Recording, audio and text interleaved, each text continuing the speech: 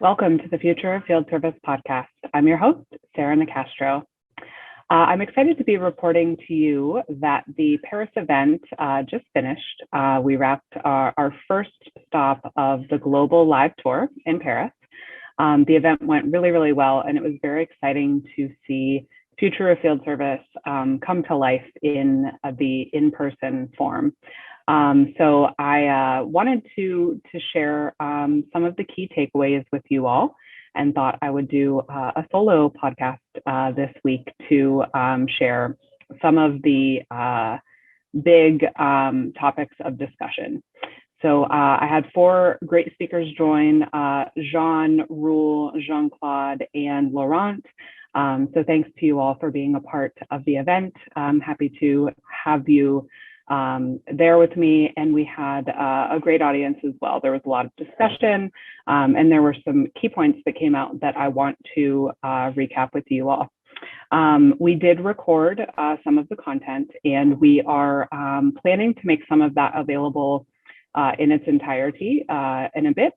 But in the meantime, just to share some of the content from the day, I thought I would just do a little recap. So I'm going to go through three key points that I think are very relevant that came up. The first is the talent gap, which I'm sure is no surprise to anyone because we talk about that a lot and we all know it's a very big challenge.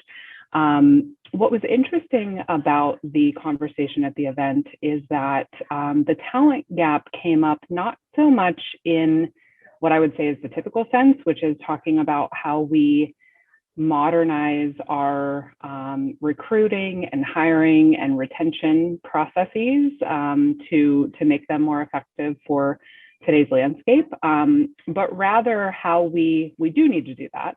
But the conversation we had at the event was around how we marry that with different strategies and tools to offset what we need to do from the labor perspective.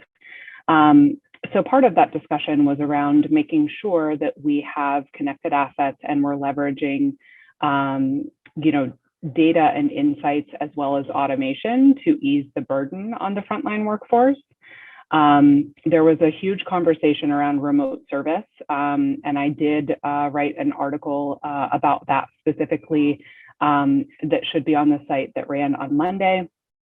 And the conversation around remote service had a lot to do with the fact that, that can really be one of the key ways that we navigate the issues that exist with talent by making sure that we are being smart about how we diagnose, resolve remotely when we can, but are more prepared for what we find when we go on site. So essentially making sure that we are maximizing the utilization of the resources we do have by not wasting their time. So that was an important point. The other thing that came up related to this topic from a strategy perspective is, will we need to look differently at how we sort of segment or categorize types of frontline workforce? So traditionally you have a field technician and they're sort of a one size fits all type of person. And that's really the way the job's been built. As things change, what we talked about is, do you segment that in a way where you have the technical worker who does the actual mechanical work? Do you have someone who is more responsible for the data and the insights, someone who then is responsible for more of the relationship and the trusted advisor status? So in the future, will there be more of a need to revisit how we look at those roles and break them out into different aspects? So that was the first, I think, really big topic of discussion. The second was around the fact that we need to realize and I guess evangelize that service transformation needs to be viewed as business transformation. So in situations where it isn't, and we had some folks that shared openly about their challenges, those organizations are really seeing incremental improvement versus true innovation because the recognition of the opportunity that service presents just isn't there. And so it really holds those organizations back from making the progress that they need to make. So this has to do with a few things. I think the first is really leadership. It's an opportunity that needs to be recognized at the top for it to get the support that it needs. And we had a really big conversation that was very interesting around, so how do we sell this, right? And sort of a conversation about the historical way that, a lot of companies do business, which is based heavily on short-term results. And how do we, obviously not ignore that, but allow space to innovate and look at more of a longer-term payback. And so, I don't know that there was an easy answer that came out of this, but, some folks did share things that they've done in terms of, piloting innovation in a small area of the business to prove its worth, and then look at scaling and expanding that.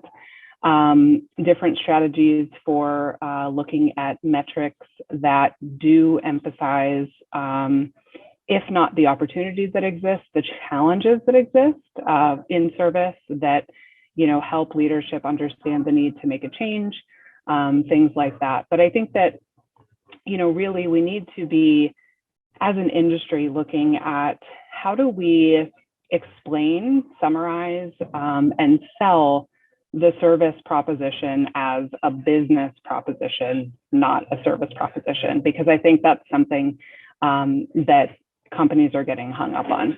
So that was the second big area of conversation.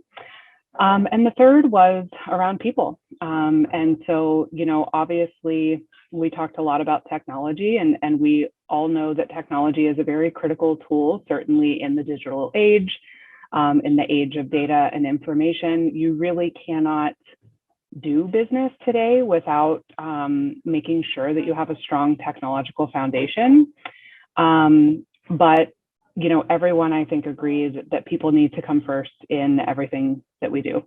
And so that is both customers as people and our customers leading the change and the innovation that we're driving.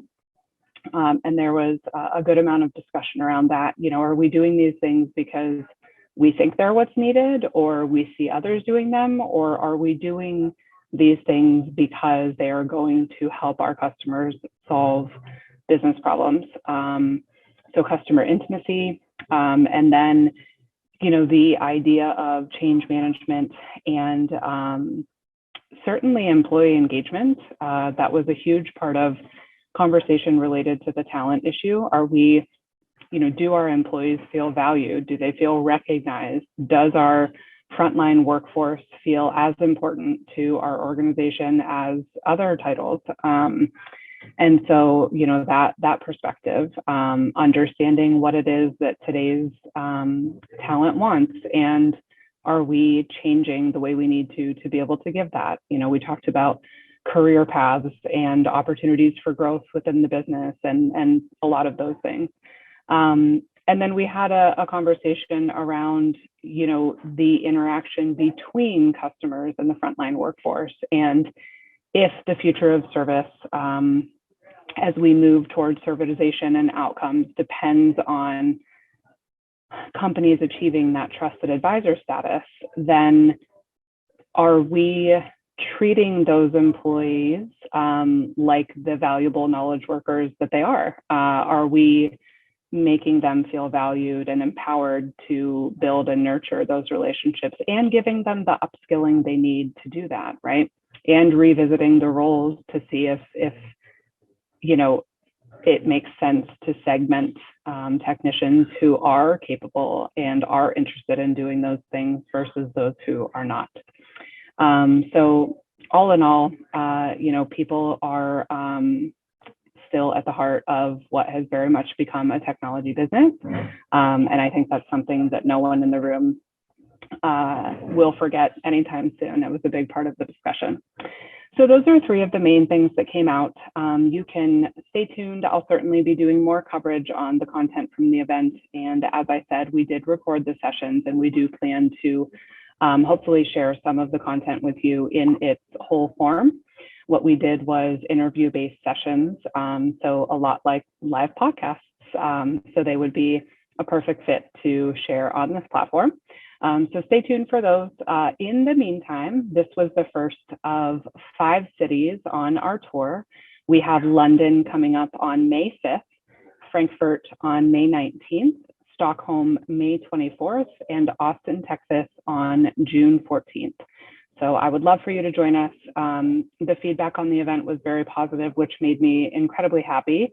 And I am looking forward to great events in the upcoming cities. So if you haven't taken a look yet, you can find the agenda for each location and all of the information on registration by visiting the website and just looking under live tour. So thank you for listening, and stay tuned for more, and we hope to see you at an upcoming city soon. Visit the website at www.futureoffieldservice.com.